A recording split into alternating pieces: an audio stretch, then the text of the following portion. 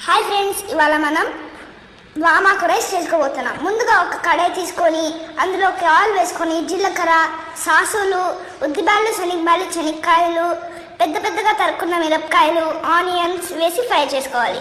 Fry చేసుకున్న దానిలోకి చిన్న చిన్నగా తరిగిన వామాకు వేసుకొని ఫ్రై చేసుకోవాలి. ఆ తర్వాత తగినంత ఉప్పు వేసుకోవాలి. తగినంత ఉప్పు వేసుకున్నాక ఆ మసాలాకి అంత ఉప్పు పట్టేలా ఫ్రై చేసుకోవాలి. ఫ్రై చేసుకున్న తర్వాత అందులోకి కాస్త పసుపు వేసుకోవాలి. పసుపు వేసుకొని ఫ్రై చేసుకోవాలి.